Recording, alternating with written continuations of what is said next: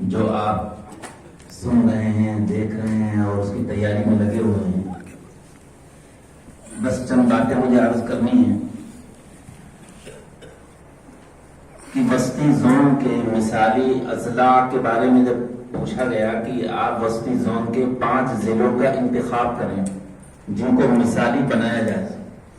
اب وسطی زون میں 28 اضلاع ہیں، تو یہ بڑا مشکل کام تھا کہ ان 28 اضلاع میں جو جمعیت علماء کے کام ہیں، جو جمعیت علماء کے اغراض و مقاصد ہیں، ان کا مکتب کا قیام مکاتب اور دیگر، اس میں وہ کام زمینی سطح پہ کہاں کہاں ہو رہے ہیں.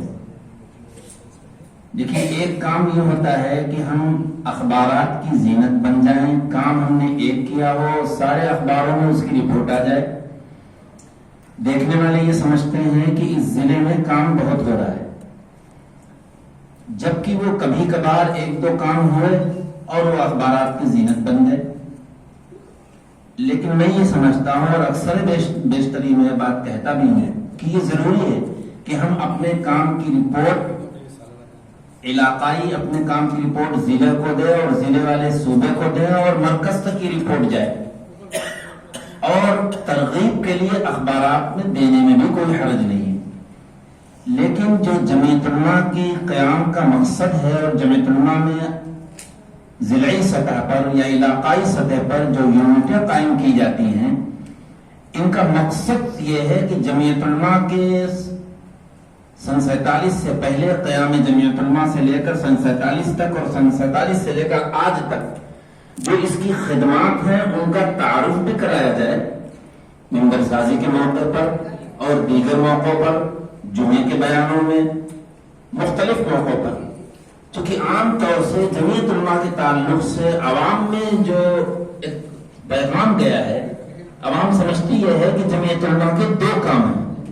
یا آپ اپنے لوگ ہیں، اس لیے میں بات کہہ رہا ہوں، اگر کہیں فساد ہوا تو جمعیت علماء کے افراد پہنچ گئے، کوئی آسمانی آفت آئی تو جمعیت علماء کے افراد نے جا کر وہاں پر بہرحال جو نقصانات ہوئے ہیں اس کی تلافی کی.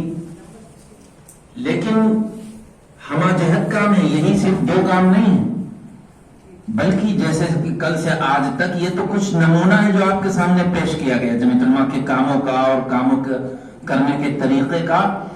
ورنہ اگر آپ اس کا مطالعہ کریں تو بڑی ضخیم کتاب تیار ہوئی. آج مولانا الدین صاحب دکھلا رہے تھے کہ جمعیت علماء کے کتنے کام ہیں.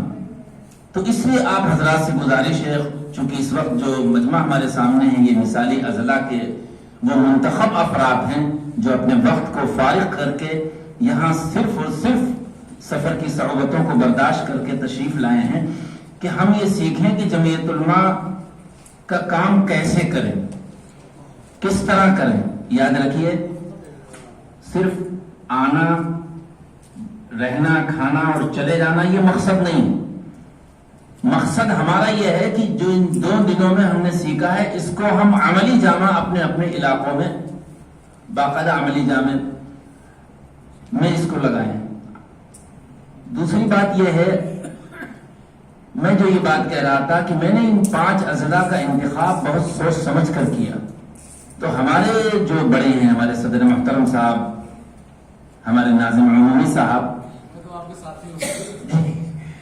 ارے ساتھی تو ہوتے ہیں لیکن ساتھی بھی تو کہاں سے کہاں پہنچ جاتا ہے بھائی.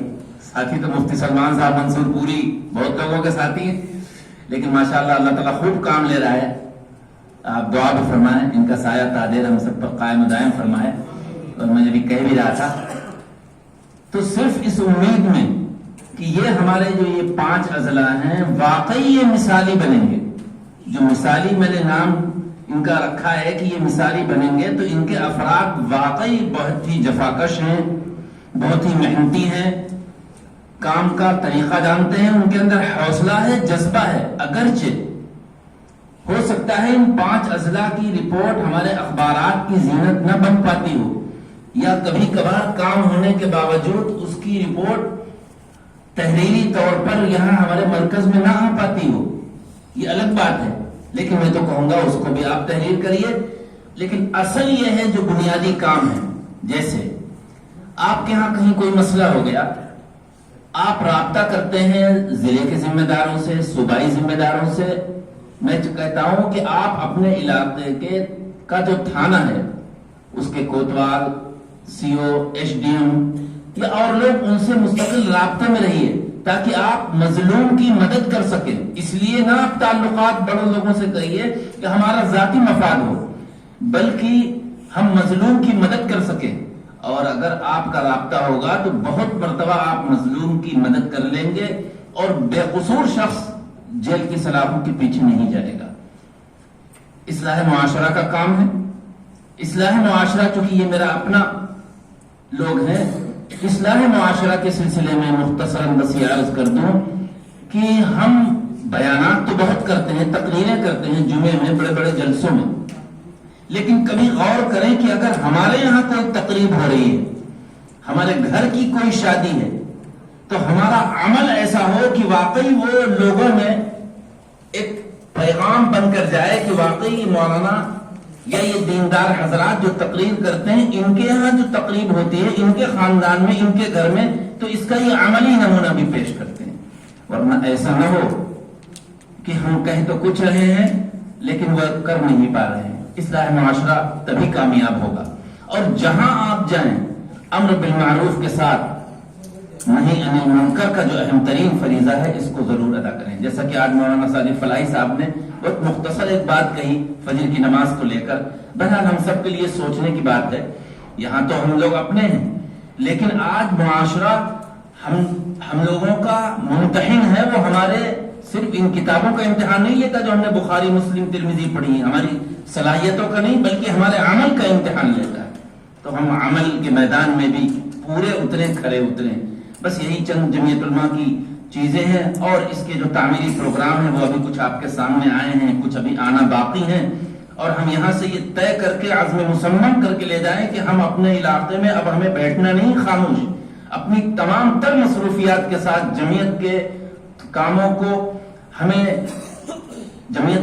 کو وقت نکال کر کرنا ہے اور مستقل کرتے رہنا ہے. جیسا کہ حضرت مولانا محمود مدنی صاحب دامت برکاتہم نے بات فرمائی تھی کہ آپ اپنے گھر والوں کو بھی وقت دیں، عزیز و اقارب کا بھی حق ادا کریں، لیکن اس کے بعد بھی ان کاموں کو آپ کرتے رہیں. اللہ تبارک و تعالیٰ ان سب باتوں پر کہنے والے کو بھی اور سننے والوں کو عمل کی توفیق نصیب فرمائے.